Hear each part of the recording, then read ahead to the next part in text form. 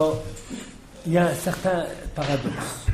Parce que ce qu'on vient de voir dans notre étude, vient de voir, c'était avant les vacances, enfin, pour nous c'est tout proche. Hein? Alors, ce qu'on vient de voir, c'est que pour Rabbi Yehuda Halevi, la source de la foi, c'est l'expérience. C'est la sortie d'Égypte, on a vu ça. Ce n'est pas des explications philosophiques sur l'origine du monde. Ce n'est pas qu'il n'est pas d'accord avec cela. Il est d'accord avec cela. C'est pour ça qu'il nous a amené, les philosophes, les chrétiens et les musulmans, qui tous les trois croient en Dieu, un monde créé. Parce que le monde que l'on observe, qui est ordonné, ne peut pas être le fruit du hasard. Alors, il y a... Ça, c'est maintenant, quelle est la nature de ce Dieu? On ne connaît pas. Hein? Alors, bien qu'il accepte que ces raisonnements sont bien, mais ça ne nous dit rien sur cet être premier. Alors, nous connaissons Dieu par l'expérience. Donc, c'est beaucoup après la création. Notre connaissance de Dieu, c'est d'après la création. Alors, maintenant, il y a un paradoxe. C'est, comment est-ce qu'il s'appelle le roi de Couza, il pose la question à Rabbi Yehuda Halevi: est-ce que vous avez une idée de l'âge du monde? Est-ce que vous avez un compte? A priori, c'est une mauvaise question, puisque ce qui compte pour nous, c'est l'expérience. Donc, on devrait compter le monde depuis la sortie d'Égypte. Pas besoin de compter depuis l'origine, puisque notre connaissance de Dieu, elle est de l'expérience de la sortie d'Égypte. Alors pour nous, le monde, ça commence à la sortie d'Égypte. Bien, très curieusement, Rabbi Yehuda Halevi lui répond: mais oui, on a un compte très précis. Et non seulement qu'on a un compte très précis, on a même une histoire très précise de combien d'années chaque personne a vécu. Et on peut calculer à quelle année a eu lieu la sortie d'Égypte. Alors c'est une chose très curieuse, cette chose-là. Parce que on pourrait avoir plein de spéculations. Non? Finalement, c'est quelque chose qui a, chez les Juifs, en tout cas à son époque, était accepté. Alors, on parle pas de l'histoire du moment où le monde a passé du néant à l'être, mais du moment où il y a une histoire humaine qui commence, c'est-à-dire depuis Adam Arishon. Alors, il nous dit, on va faire au même zaïn, combien vous comptez aujourd'hui depuis la création du monde? Alors, il répond le travers: 4000, combien? 500. On est en combien maintenant? C'est longtemps que c'était écrit ce bouquin. Uperutan, poresh lanu mimot adam veshet ve'enosh ad neor, v'acharken ad Shem ve'eber, u'mehem ad Abraham. Et on a une histoire absolument détaillée. Nous sommes les seuls. Nous sommes les seuls, je crois, dans la littérature mondiale, qui ont je ne sais pas comment dire en français, mais qui ont une explication de l'histoire du monde jusqu'à la période où il y a de l'histoire. Il y a de l'histoire depuis quelques milliers d'années. Avant, ça se perd dans la nuit de conjecture. On n'a pas de choses précises, ni de noms précis, ni de dates précises. Eh bien, nous, on a quelque chose de précis depuis l'origine d'Adam Arishon jusqu'à l'histoire où il y a des livres d'histoire qui peuvent vous raconter ce qui s'est passé. Puis il n'y a pas de discussion là-dessus. C'est-à-dire qu'il n'y a pas eu d'autres hypothèses que la nôtre. D'accord? La nôtre est la seule qui existe au monde. Alors, maintenant, il y a deux possibilités, les enfants. Ou bien cette histoire, elle est vraie, ou bien elle n'est pas vraie. Il y a deux possibilités. Pour vous, vous avez déjà mangé. Vous n'allez pas dire qu'elle n'est pas vraie. Mais maintenant, on va réfléchir. Deux possibilités. Ou elle est vraie, ou elle n'est pas vraie. Non? Ben, si elle est vraie, elle est vraie. Si elle n'est pas vraie, elle n'est pas vraie. Pourtant, si elle n'est pas vraie, c'est qu'il y a quelqu'un qui l'a inventée. C'est pas? Non? Il y a un certain Tartampion qui a inventé une histoire. Pas mal d'imagination, l'histoire d'Adam avec l'histoire de la pomme, c'était une pomme, une figue, hein, qui a eu un enfant, deux enfants, qui est mort, qui est assassiné, machin. Belle invention. Hein. C'est un très beau livre. Hein. C'est quelqu'un qui a une belle imagination. Hein. Enfin, imaginez-vous que, je sais pas, il y a 3500 ans, il y a un rabbin. Il n'y avait pas de rabbin encore, puisque c'est avant que toute la Torah elle existe. Non? Il y a quelqu'un qui invente une histoire. Alors, il invente l'histoire de la création du monde. Il invente. Non? Il invente de toutes pièces. Il fait un roman. Non? Il y a plein de romans. Vous avez lu des romans dans votre vie. Non? Bien, il y a une histoire qui est inventée. Non? Vous y croyez à ces histoires? Non, ne croyez pas, c'est une invention. Il y a quelquefois des romans historiques qui décrivent des choses qui ont vraiment existé. Ça peut exister, mais c'est relativement des choses récentes. Maintenant, imaginez-vous que quelqu'un écrive un roman. Il invente quelque chose sur l'histoire de la création du monde. Et puis, il va faire croire tout le monde à cette histoire qu'elle est non seulement, c'est plus un roman, c'est la vérité. Est-ce qu'il y a des chances qu'un truc comme ça, eh bien, puisse être cru? Tu penses que oui? Moi, je pense pas. Je dis pas que c'est impossible, d'accord? Mais c'est, disons, très peu probable. Non? C'est très peu probable. Non? J'ai lu dans un site internet, il y a quelques jours, je suis entré sur un site internet, Torah Temet. Non? Je ne sais pas comment il s'appelle, je ne me rappelle plus, c'est bien que je ne me rappelle plus. Et là, c'est un site pour dire que tous ces bilvesés. C'est des bilvesés, nos histoires de la Torah. Non? Des juifs qui ne croient pas en la Torah et qui ça n'a jamais existé, tout ça, c'est de l'invention. Là, ils ont une preuve, une jolie preuve. Non? Nos sages d'Israël se sont occupés de cette preuve. On nous parle du roi Yoshiyahu dans Mlachim. Vous l'étudiez Mlachim dans votre vie? Non. Oui. Il faut lire les prophètes, surtout les premiers prophètes, c'est important, c'est vraiment très important. Alors, le roi Josias, on dit en français? Yoshiyahu, vous avez entendu parler du roi Yoshiyahu? D'accord? Vous savez qui c'est le roi Yoshiyahu? C'est un tzaddik ou un rachat? Un tzaddik. Un grand tzaddik. Non?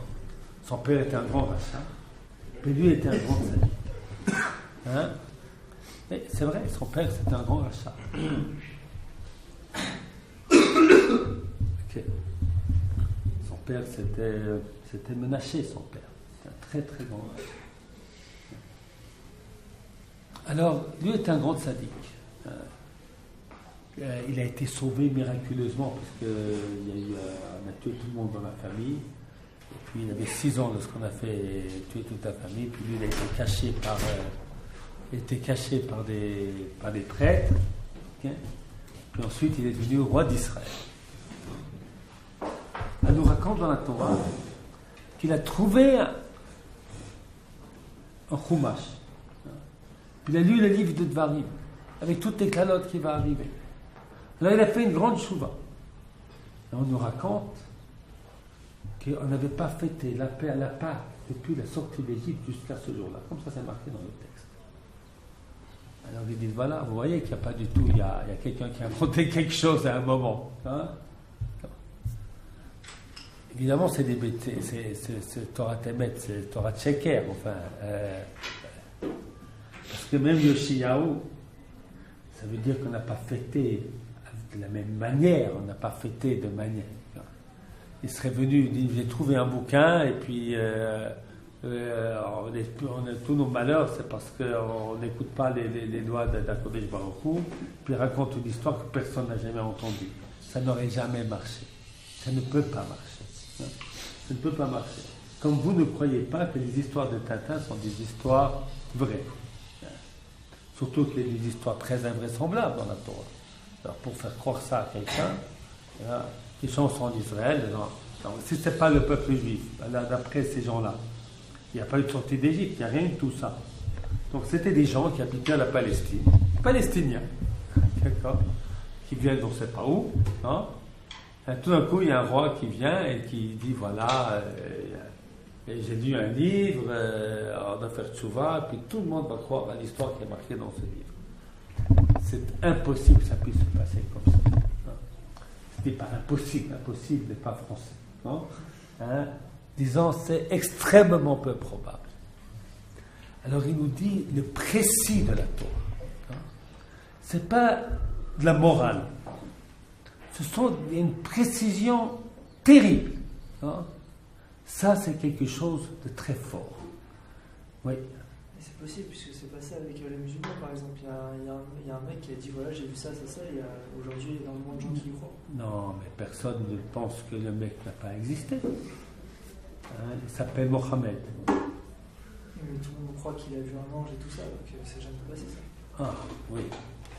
Alors, je vais t'expliquer la différence. D'abord, les gens y croient, parce qu'il n'y a pas beaucoup de choix.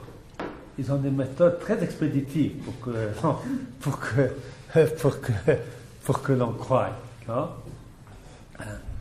Maintenant, toute la différence essentielle, c'est que Mohammed, qui était un homme qui avait beaucoup de charisme, a dit j'ai vu Dieu, et Dieu m'a parlé, il m'a dit de faire ci, de faire ça, etc., etc. Il ne te raconte pas l'histoire. L'histoire qu'il raconte, c'est l'histoire qui est marquée dans la Torah. Il n'a pas raconté une nouvelle histoire de la création du monde. Il n'a pas raconté, d'ailleurs je vous ai descendu sur mon internet le Coran pour dire un petit peu. Plein de choses contre les Juifs, quand je tombe dessus. C'est vraiment, tu deviens facilement antisémite si tu es musulman et que tu lis le Coran. Vraiment, vous n'aimez pas beaucoup. Non, vous n'aimez pas beaucoup. Ça veut dire qu'on existait déjà, ça existait cette religion-là. Alors lui, ce qu'il a fait, c'est qu'il a, et c'est vrai, c'est comme Jésus, ou c'est comme Mao Tse-tung. Ce sont des gens qui ne racontent pas le passé. Ils ne peuvent pas raconter le passé. Ils racontent que Dieu lui a parlé, eh bien, on peut le croire, ou on peut ne pas le croire. Mais on peut le croire, c'est possible de croire. Ce n'est pas quelque chose qui met en cause tout ce que je savais auparavant. On prend. Par exemple, si la Torah, il y avait Moshe Rabbeinu qui a donné les lois, il n'y a pas qui a raconté l'histoire. Alors c'est possible, il y a un grand roi, et bien, il a donné des lois, comme Hammurabi, il a donné des lois, et puis, bon, c'est un grand chef, machin, on les accepte. Tu vois. Mais il y a une Gemara très intéressante. C'est très intéressant. C'est dans Shabbat. C'est un peu rigolo. La Gemara dit, à propos du roi Salomon, il dit le roi Salomon, t'es pas bien. T'es pas bien. Ton père a dit une chose et toi tu dis le contraire. Ton père a dit, c'est lui qui a dit, je ne me souviens plus, oui, c'est toi qui as dit, je loue les morts qui sont déjà morts. Et ton père a dit dans les Tehillim, la ametim et alléluia. Les morts, ça ne sert plus à rien. Il ne veut pas louer à Kodesh Baruch Hu. Pourquoi tu dis tant que les morts, c'est Dieu? Alors la Gemara donne 3 explications. Un bon Dvar Torah pour faire ce qu'on fait du Chomabéli, c'est-à-dire les gens, les morts quelquefois. Il donne 3 explications. Eh bien, on en a donné l'une d'entre elles. L'une d'entre elles, on nous dit, regarde, il y a des rois, ils font des lois. Il y a des chances que de leur vivant, on les respecte, et il y a des chances que de leur vivant, on ne les respecte pas. Il y a des gens en France qui ne vont pas travailler au noir. Est-ce qu'il y a des gens qui travaillent au noir en France? Oui, vous pensez? Hein? D'accord. Il y a des musulmans, on n'a pas le droit d'avoir de l'alcool. Hein? Vous avez trouvé de l'alcool chez des musulmans? Dans les bars, il y a des musulmans. Hein? Dans les bars. Pas dans les bars, chez eux à la maison. Hein? Il n'y a pas des musulmans ivres morts? Hein? Alors, et puis, en fait, encore, la religion c'est peut-être un peu différent. En tout cas, chez les rois, c'est comme ça. Hein? Mao Tse-tung, j'ai entendu parler de lui. Hein? C'était un grand chef des Chinois. Il y avait un petit livre rouge. C'était la nouvelle Bible. Hein? Tous les Chinois étaient obligés d'apprendre par cœur les pensées profondes de Mao Tse-tung. Petit livre rouge. Ça a même bien marché qu'il y a même des communistes français qui croyaient en Mao Tse-tung. Lors de son vivant, ça a été respecté, disons, avec quelques millions de morts, au passage, pour que ça soit respecté. Hein? Aujourd'hui, ce bouquin, plus personne ne connaît. On dit Moshe Rabbeinu, il ne peut même pas du Tanakh. Il a fait des institutions, il a fait des takanot. Combien d'années? 4000 ans à peu près. Par exemple, il a fait une takana qui, Shabbat, il faut dire, faire Kriyat Torah Shabbat. Elle tient encore aujourd'hui, cette takana, 4000 ans après. Fort, hein? C'est vraiment très fort. Hein? Alors, j'ai bien fait de dire Shabbat Achani et Shabbat. Il fait bien de louer les morts qui sont déjà morts. Il y a des gens qui sont déjà morts, mais ils sont plus vivants que les vivants. Mais revenons à nos moutons, parce qu'on s'est un petit peu écarté. Alors, qu'est-ce qu'on a vu? On a vu que Rabbi Yehuda Levi nous dit dans la Torah, nous avons une tradition de l'histoire humaine dès l'origine. Nous sommes les seuls à l'avoir. Donc, c'était le paradoxe. Bien que notre foi, elle vient de la sortie d'Égypte, de ce qui nous s'est passé, mais finalement, nous sommes les dépositaires et les seuls dépositaires de l'histoire de l'origine. Parce que le chrétien, il croit en l'histoire de la Bible. Mais c'est quoi? C'est l'Ancien Testament qui a été remplacé par le Nouveau Testament. Il y a l'Ancien Israël qui a été remplacé par le Nouveau Israël. Mais l'Ancien Israël, il existe. Donc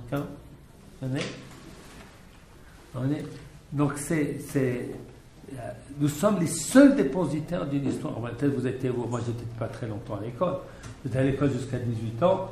J'ai fait même de la littérature et de la philosophie, etc. Est-ce que vous connaissez une autre histoire? Quelqu'un d'autre, une autre histoire vous ne connaissez pas? Moi non plus. Alors, comment témoigner de vrai Torah, comment vous comptez depuis la création du monde? Azabat Alafim, Chamesh, Piot Shana, il répond 4500 ans.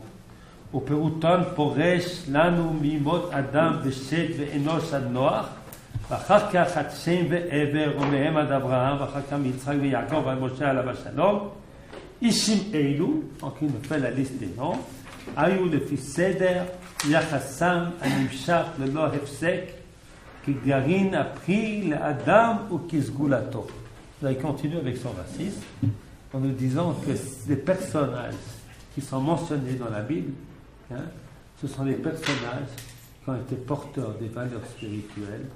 Et eux, ils sont comme les fruits. Mais pourquoi le fruit? Parce que le fruit, ça donne des petits. Non? Le fruit, ça des graines. Non? Et les autres, c'était comme la clipa, c'était comme l'écorce. Ils n'ont rien donné. Ils ont été porteurs, ces gens-là ont été porteurs de la parole d'Akadosh Baruch Hu. Alors, dans mon livre, je crois, maintenant, je ne m'en fais plus par cœur, je crois que j'explique ici, chaque personne, chaque être qui sont mentionnés ici, qui l'a mentionné, ils ont apporté quelque chose de nouveau dans la dimension de la compréhension du Inyan Elohim. Il y a quelque chose que chacun des noms qu'on nous apporte ici, qu'il nous apporte, Adam, Shet, Enoch. Ensuite, il ne nous donne pas tous les noms qui ont entre Enoch et Noach. Noach, Shem et Ever, Abraham, Yitzhak, Yaakov. Alors, il est intéressant de réfléchir. Je vais faire des choses très courtes aujourd'hui parce que j'avais oublié qu'il y avait aussi. Et moi, je dois préparer mon bien. Je dois préparer des feuilles pour Elliot. Voilà. Alors, on va dire en quelques mots qu'est-ce qu'ont apporté ces personnages-là dans notre compréhension du Inyan Eloki. Adam Arishon, c'est le premier créé par un Kodesh Baruch. On laisse de côté, il ne parle ni de Caïn ni d'Abel, on ne va pas parler d'eux, on va parler de Shet. Shet, le fils d'Adam Arishon. Alors le verset dit très explicitement. Vous savez un Tanakh ici?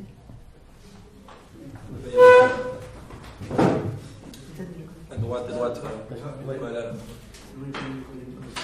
Comment tu t'appelles? Étage. Ethan comment? Hein? T'as pas un frère?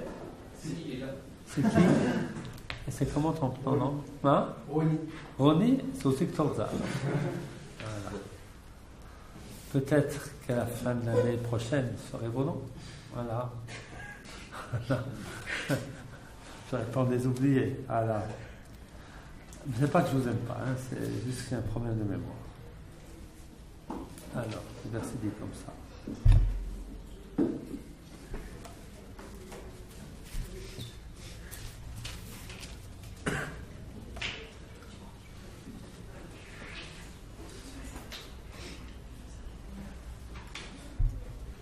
Voilà. Vaïchi Adam shloshim u'me'at shana, vayoled bidmuto u'ketzalmo, vayikra et shemo Shet. La Torah dit de Shet, il est bidmuto u'ketzalmo d'Adam Arishon. Donc c'est quelqu'un qui a une dimension spirituelle comme Adam Arishon avait. Alors, le chidouche de Shet, c'est qu'il y a une continuation. Parce qu'Adam a été créé directement par Akadosh Baruch Hu, Shet vient d'Adam, eh bien, lui aussi, il est porteur du Inyan Eloki. Ensuite, on nous dit qu'il a mis au monde Enoch.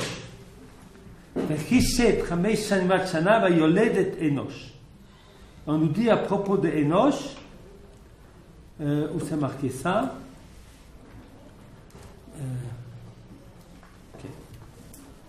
וידע אדם עוד את אשתו ותלד בן ותקרא את שמו שת כי שת לאלוקים זרע אחר תחת הבל כרעיו קין ולשת גם הוא יולד בן ויקרא את שמו אנוש אז אוכל לקרוא בשם השם. Alors, j'ai une explication très belle de Yaakov Herzog. Vous avez entendu parler de Bougie Herzog, Yitzhak Herzog? Oui. Alors, Yitzhak Herzog, c'est le chef du parti travailliste israélien, Machane Tzoni, le camp des sionistes. Alors, il avait un oncle. Son père était Chaim Herzog. Cet Chaim Herzog était président de l'État d'Israël. Et son oncle, il s'appelait Yaakov Herzog. Et Yaakov Herzog, je l'ai bien connu. C'était un diplomate. C'est aussi un Talmid Chacham. En fait, ils ont leur père commun de Chaim et de Yaakov, c'est aussi quelqu'un qui s'appelle Yitzhak Herzog, qui était Rav Rashi d'Israël, un très grand Talmid Chacham, un très grand Tzaddik. Yitzhak Herzog, lui, c'est le petit-fils. Yaakov Herzog, c'est un grand Talmid Chacham. C'est un diplomate, c'était pas un Rav, c'est un diplomate. Il faisait des shurim très régulièrement. On l'a bien connu parce qu'il était ambassadeur d'Israël auprès de l'ONU à Genève. Il venait souvent passer Shabbat notamment. Il a expliqué ce verset. Hagid davar b'shem omro. Il est malheureusement mort de maladie très très jeune. C'est une grande perte pour Israël. Alors il a expliqué comme ça. Az hucha likro b'shem Hashem. Qu'est-ce que ça veut dire Hucha? Rashi explique, Huchan, de Chouli. Les gens, on a commencé l'idolâtrie. C'est quelque chose de très pessimiste. Huchan likro b'shem Hashem. On a donné le nom de Dieu à des choses matérielles. Puis lui, Yaakov Herzog, vient donner une autre explication. Uchal milashon hitril. On a commencé à proclamer le nom de Dieu. Pourquoi? Eh bien, il explique là-bas, vous savez pourquoi? Adam, il a eu 2 fils au début. Caïn et Hevel. Hevel est un tzaddik, Caïn est un rachat. Qu'est-ce qui s'est passé? Caïn, il a tué Hevel. Ça veut dire qui c'est qui gagne dans ce monde? Le Shaim. Ensuite, il a mis un nouveau fils au monde, Seth. C'est un tzaddik aussi. Qu'est-ce qui risque d'arriver? C'est que lui aussi va se faire descendre. Qui c'est qui te dit? Peut-être que lui aussi va se faire descendre. Caïn ou son fils ont peut-être tué Seth. Et lorsque Seth a mis au monde Enoch, on voit que la dynastie de Seth ne s'arrête pas, qu'elle continue.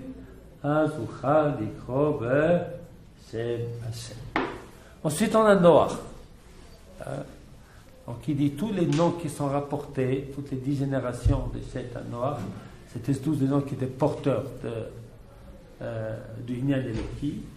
Mais là, il y a cette nouvelle personnalité, c'est Noach. Et Noach, c'est un homme très important dans l'histoire du Inyan Eloki.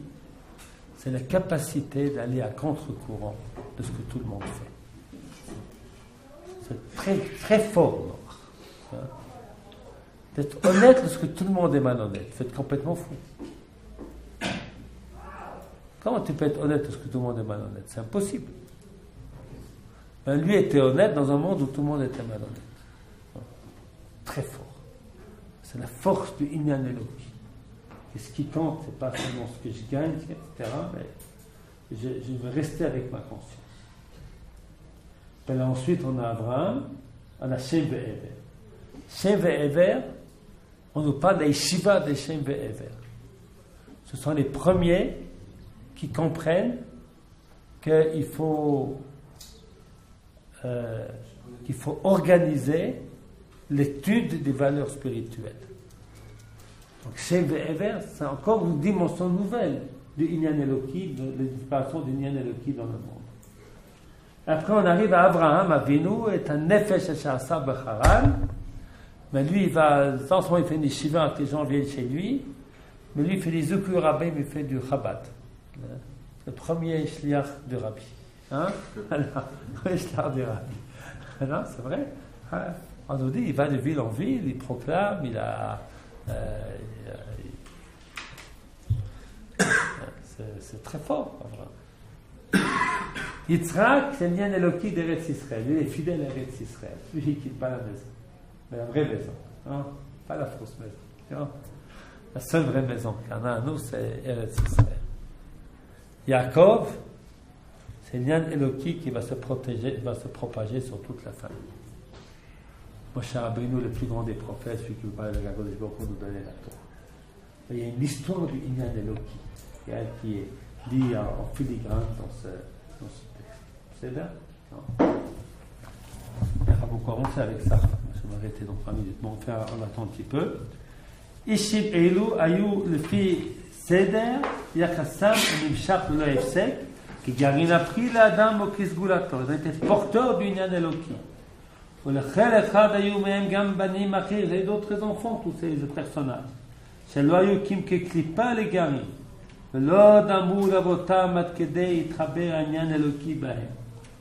n'ont pas été porteurs du Inyan Eloki.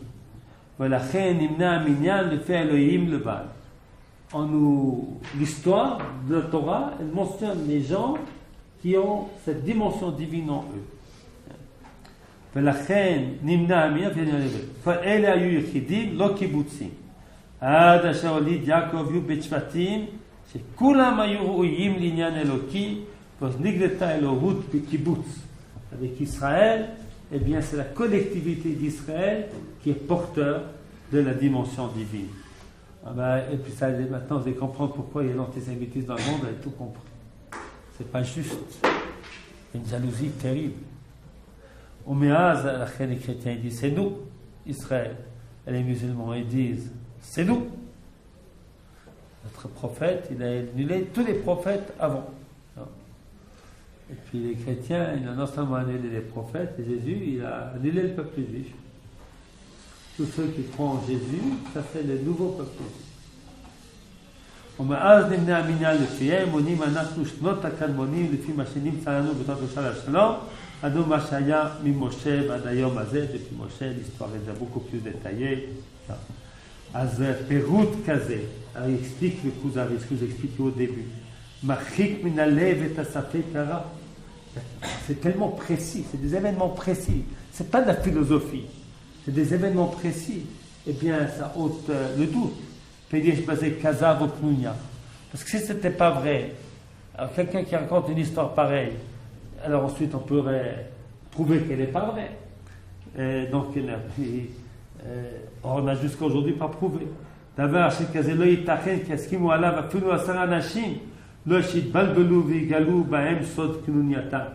Même 10 personnes se mettent ensemble pour se mettre d'accord pour raconter une histoire. Hein? Ça n'a pas marché. La